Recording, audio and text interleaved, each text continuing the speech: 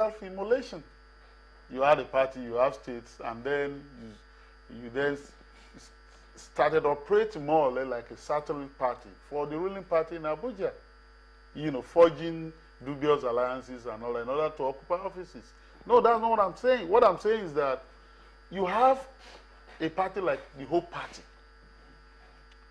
And if I were to label that party, I would say, okay, Christian Democrat. And you have a party like the NCP. You have other parties that have been there. You have Barabe Party. And so if all these parties share the same ideological affinity, why can't they work together? Why can't they merge? Because it's not going to happen for a Barabe Party to come and win power, you know, again. Hope Party. And so on and so. That's what I'm saying. That are not doing enough what to I'm get saying, people to know what they stand for, or they don't stand for I anything think at we all. are expecting things to grow overnight. Things like parties should grow organically. Like Yes. everything in life, if you're starting a business, you know, you don't start up as being a conglomerate or big multinational. except that if you are expecting that organic growth right from the, maybe we won't have an APC challenging the PDP today. True. They didn't grow organically. It was their merger was dictated by experience and reality and painful losses that they suffered. But we've also agreed that they don't necessarily all have the same sort of ideological leanings. And so that's why they can interchange and jump. And I'm saying for the future of democracy in Nigeria, is that necessarily what we want? Let me just give you an example. Do you know what happened in this election system? You know, just suddenly, around the Southwest, about 2-3 parties just emerged. UPN was resurrected from the death by Dr. Freddy Fascio and said that he had a party. SDP was also registered by former Governor Shegun Oshoba and Chief Olufarai. And indeed, his own faction in the APC defected into that SDP. And you know what? All of them started endorsing the candidate of the PDP in this election. That's the point I'm making. So I just made my point. That's not the kind of example I'm giving. But I'm saying that for parties that have been at this for, I don't want to listen to the argument, yes, parties you may not necessarily want to get power. You are just there, you may be there for 20, 30 years and all that. One day you get power and all that. Yes, that argument may be valid, but I'm saying that if, for example, this election were to be won by the APC, the critical question that will confront Nigeria is, would the PDP be a strong opposition party to the APC, or PDP without power, having lost power at the center, will unravel? So if it unravels, what then becomes a credible opposition to that APC government, which is desirable in a democracy?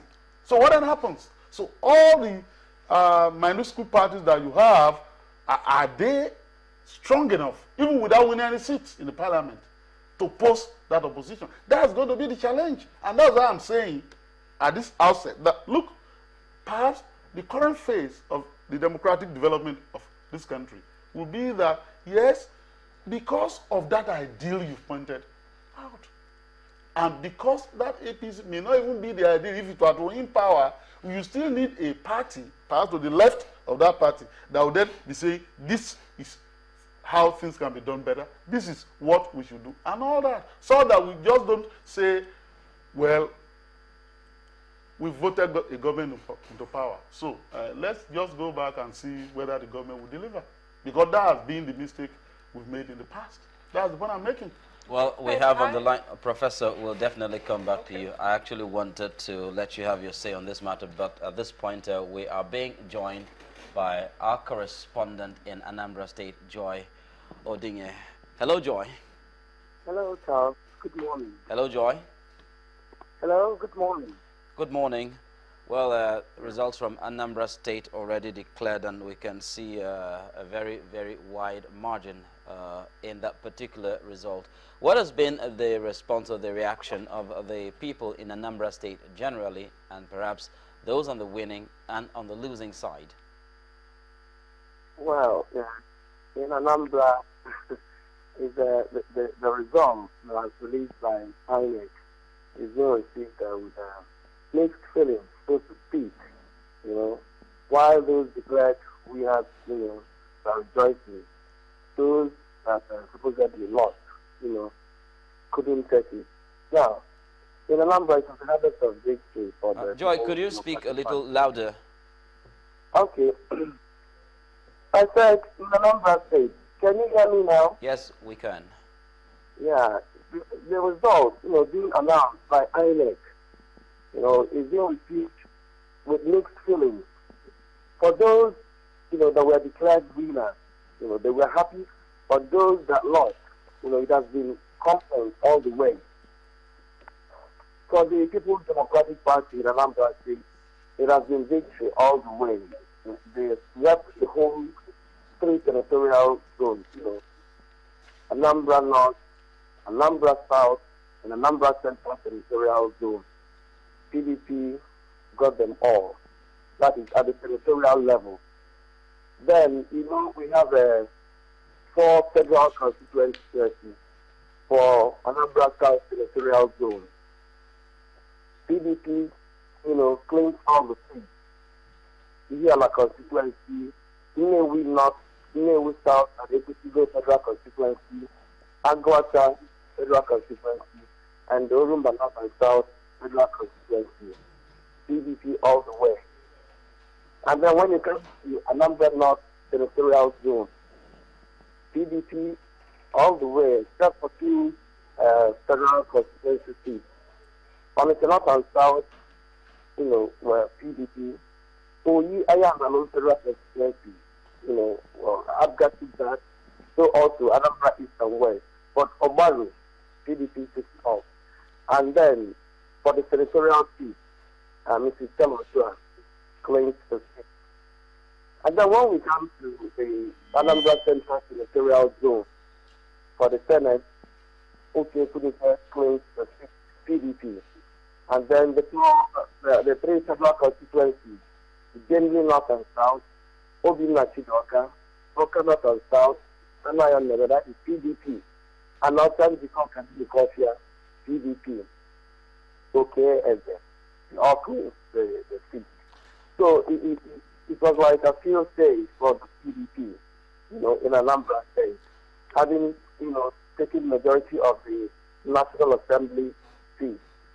And it didn't really go down well with the ruling party here in the state. You remember, Anambra is an APGA state, and it didn't really go down well with them as the satisfaction, mounted. So also, the All Progressive Grant Alliance. Now, for the... Sorry, Joy, let me ask you this question quickly. Let me ask you this before you continue. Is it is it true that that APGA actually adopted the PDP presidential candidate as their own candidate? Yes, APGA adopted PDP presidential candidate as their candidate. So don't you think it is that particular move that actually influenced the results of the rest of the elections? I mean, if they adopted President Goodluck Jonathan of the PDP as their candidate, then doesn't it make sense that it's having a multiplier effect on the other elective positions in the National Assembly as well? Wow, it is really surprising, because some people were asking the same question. If APGA is supporting the PDP, maybe that was why people went and, voted PDP all through. Some say, well, maybe PDP wants to show Anambra State that APGA is nowhere. That is why maybe they came down with federal might because it was complaints all through among states. It has been complaints all through. Maybe that was why they came down with federal might to tell the ruling party in the state that even if you want, you can oppose whoever you want, but